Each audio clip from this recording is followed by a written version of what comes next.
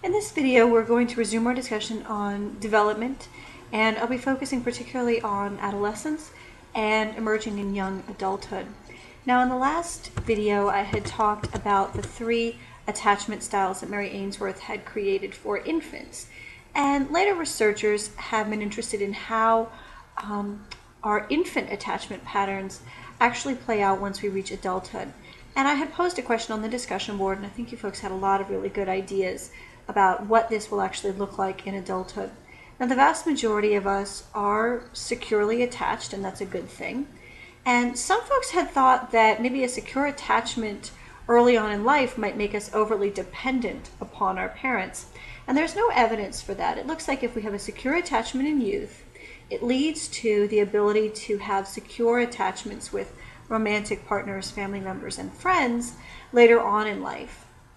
And you can see here that a securely attached person is going to be very comfortable with emotional connection, but also very comfortable with independence. So I think I wrote this on one of the discussion boards. Somebody who is securely attached, if their partner leaves for a weekend, whether it be for a business trip or a camping trip with their buddies or something like that, the securely attached person is going to be very comfortable with that. Now, I want to compare that to the avoidant attachment. So this shows up in children who really don't seem to have any interest in bonding with the parent, and presumably that's because the parent wasn't showing much interest in bonding with the child. And that same pattern emerges again in the adults' relationships with friends and romantic partners. So this person is going to be highly independent, meaning that they really aren't seeking any kind of emotional connection with their friends, or instead of saying romantic partners, I think I could probably just say sexual partners. Feelings really aren't expressed. I tend to think that the character Barney from the TV show How I Met Your Mother is maybe exhibiting some avoidant attachment. He seems perfectly fine with not having any real connections with any romantic partners, and I would say his friendships are fairly superficial as well. And the last one is the ambivalent. Now, I have a picture there of a very clingy woman, but we see that the ambivalent attachment is just as common in men. Often that ambivalence will show up as maybe some jealousy, some possessiveness, because the ambivalent attached person is really not very trusting. They're going to be constantly testing the other person. They're both seeking a lot of intimacy, but it's probably an excessive amount of closeness, a level of closeness that a securely attached person is going to be fatigued by. So you do want to be familiar with these 3 attachment patterns, both in infancy and then also how they show up in adulthood. Okay, so speaking of attachment, now I want to move into autism, and I haven't had a chance to read your reflection papers, but often I find that students do a really nice job of analyzing the features of autism that will often show up, and as they showed up in the video, and also have a lot of really good ideas on how to maybe modify your care should you have a patient who has autism. I do want to emphasize, this is something that was brought up in the book, and hopefully you also saw these patterns in the video. The main diagnostic criteria for autism, if we look here, this is one of the most profound ones, that people who have autism, they will show a profound impairment in their ability to interact socially. The book gets into the fact that people with autism really don't seem to understand empathy.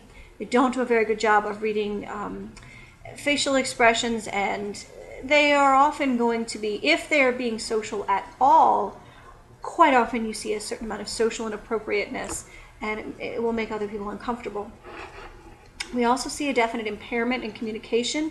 This varies widely. So in the video, I think you saw that. You saw some kids who could not communicate at all. Their only communication seemed to be aggressive outbursts. But then I think there was an adolescent girl who had autism, and she was able to actually verbalize her needs. But still, you see that social impairment showing up. She's not communicating in a socially effective manner. And the final big criteria is that we see behavior patterns that are very restrictive in nature. So there's a fascination with a particular piece of a toy or a particular piece of machinery. One of the classic media portrayals of autism is the movie Rain Man with Dustin Hoffman and Tom Cruise. And in that movie, Dustin Hoffman is very fixated on being home in time to watch The People's Court with Judge Wapner. And so that is a very restricted interest, and it's very repetitive. And if you perturb that routine, often the person who has autism is going to react poorly to that.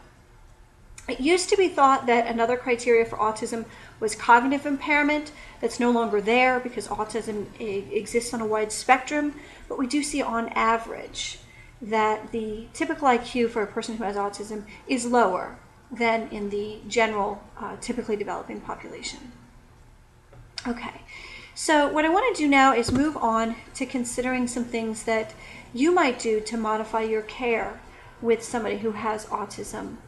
One of the best things that you can do, if you're able to, certainly this is going to be true more for people who are in a doctor's office, being able to contact the parent or caregiver prior to the visit to find out, do they have any kind of systems in place for communication or for some sort of reward system.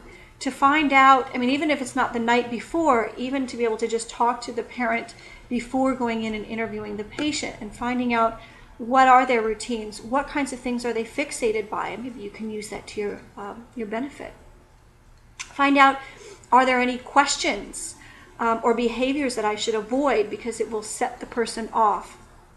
And I think the more you can rely on the parent or caregiver, the better off you're going to be, and probably the more comfortable the caregiver will be as well. Definitely, I have a feeling many caregivers or parents would do this anyway, but caregivers should be encouraged to bring any kind of systems that they already use, they know to be effective.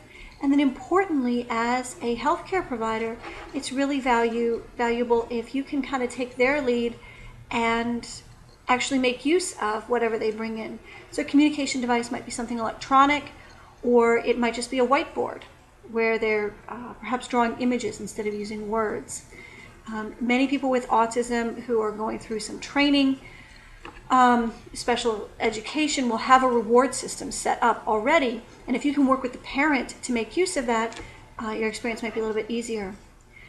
The reality for autism is that aggressive behavior is not uncommon, so being able to prepare for that, in part by talking to the caregiver so maybe you can avoid triggers for aggression, but also be aware that they can happen. So having extra staff, maybe some extra gloves on hand, a smocks, something to give you extra healthcare precautions is advised.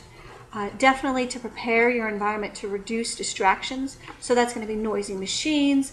It's going to be a crowded waiting room, maybe having many different providers. Maybe if it's possible to reduce the number of providers that the person's interacting with, they're going to be better off. Sometimes parents will request that their child, or if it's a caregiver, that the person they're caring for, be given some kind of pain management or sedation to actually keep them from acting out. I have talked to a woman who has said that anytime her child goes in for an office visit that's going to involve any sort of needle at all, any prolonged touch, she does ask for some sedation for her child, because otherwise there will be an aggressive outburst. And I guess the common sense thing here is to allow plenty of time.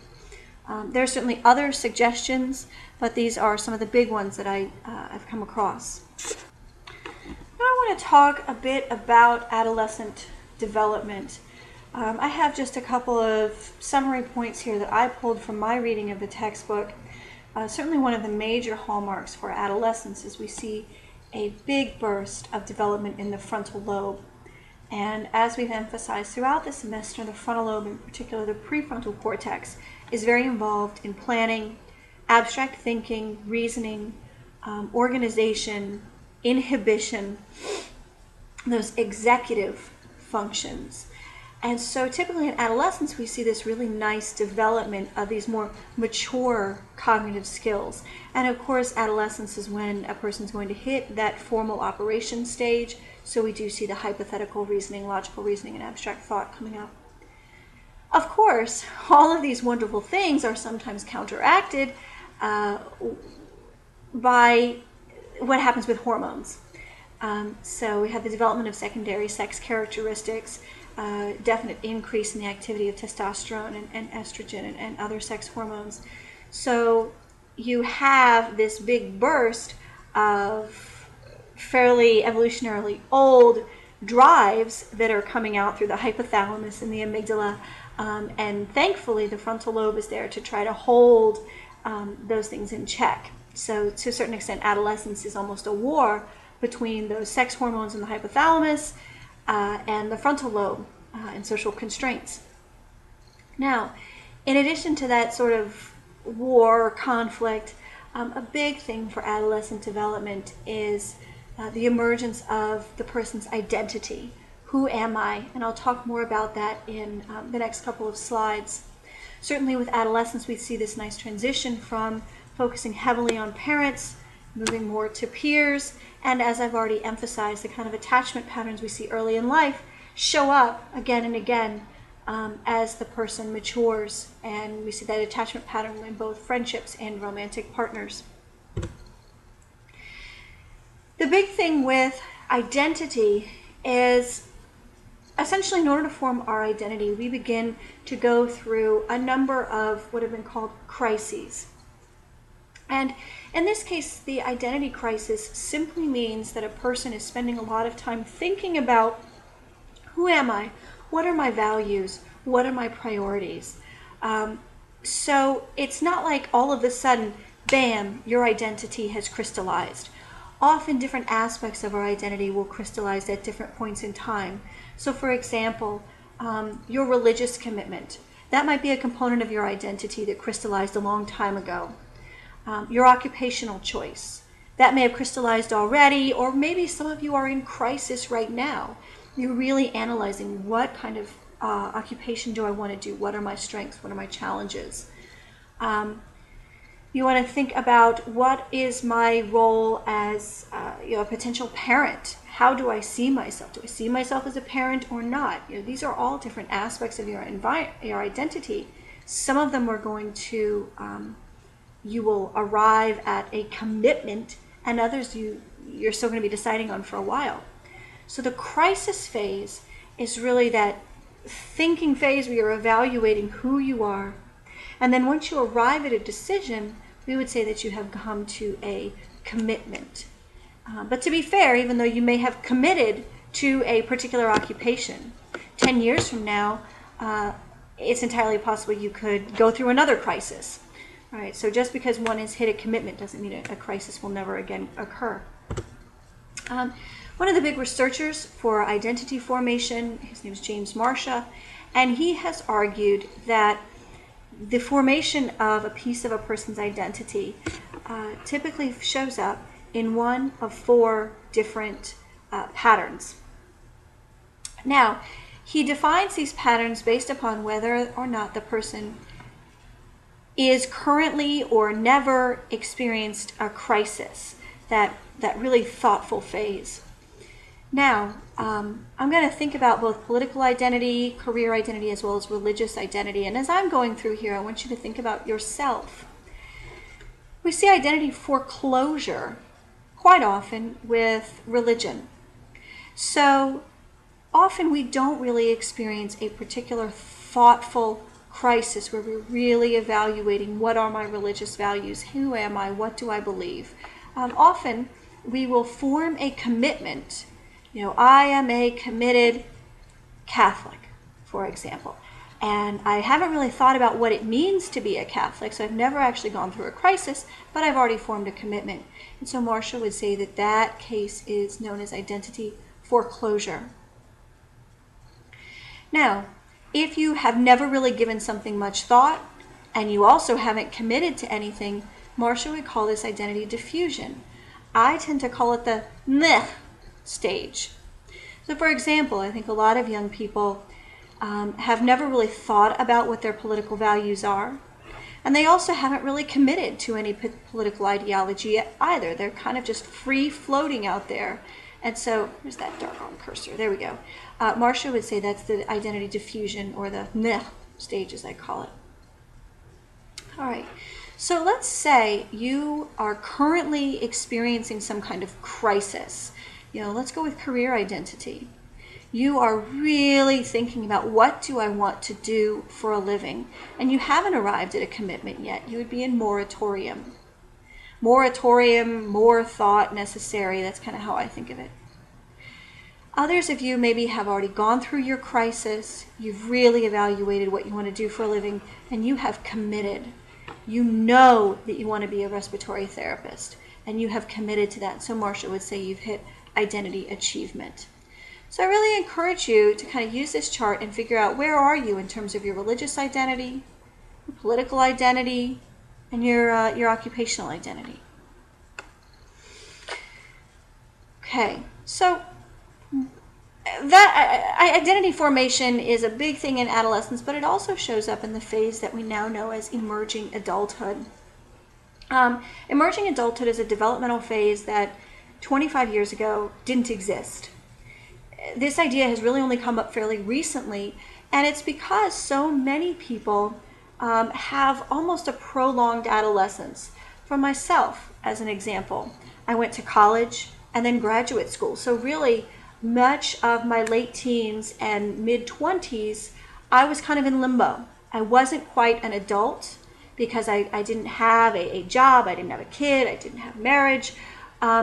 And yet I wasn't exactly an adolescent either. I kind of liken this to a Britney Spears song that came out a little while ago. I think she said she's not a girl, not yet a woman. Although I would like to think that now that she has kids, hopefully she's actually moved into womanhood.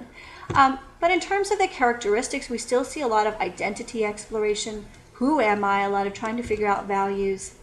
Emerging adulthood, one of the luxuries of this in-between phase, it allows for a lot of change and a lot of revision.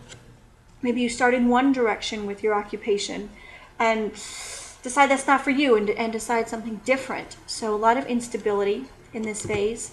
And so consequently, it's also a very indulgent phase. You're going to be very self-focused, a lot of discussions about yourself, spending a lot of time with friends, talking about your life. I already talked a little bit about the in-between feeling. Wonderful part of this phase is there are many possibilities. You're young enough that you're kind of allowed to make stupid choices, but you're also allowed to take risks, and I think that's a really exciting part of emerging adulthood. So you have a lot of freedom and a lot of opportunities that are available to you. Now, classically, when a person has actually decided on much of their identity, they figured out their career, whether or not they're going to work, what are they going to do, am I going to get married, to whom, do I want kids? When you've made these sorts of big decisions and you're really focused no longer on yourself, but creating some intimate connections with another person, developmental psychologists would say you probably hit young adulthood. And you can see young adulthood is considered to span all the way into the early 40s. And I chose these pictures here as a way to represent the sort of intimate connections that are valued in young adulthood. I think I do have family. We have the marriage here. We have taking care of kids. And so young adulthood really takes the focus off of oneself and puts it onto another person or other people. So young adulthood is all about forming those intimate connections. Well, perhaps none of our intimate connections is more common and more important than the marriage or long-term partnership commitment. The book addresses the fact that over 90% of heterosexuals do get married, and a very large number of homosexuals would marry if they could and enter into a long-term partnership.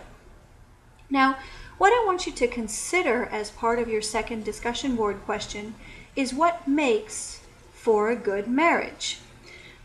So perhaps it might be helpful to take a break now and watch a video that I have posted on the masters and disasters of marriage. And so this is information from research. And what you're going to do for the discussion board is kind of a combination of these two questions, and then also this question right here. How well does the media do at portraying a marriage.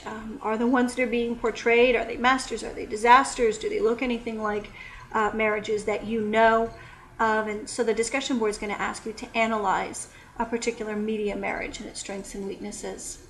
So this will basically be the conclusion of this video, and in the last video we'll focus on middle and late adulthood.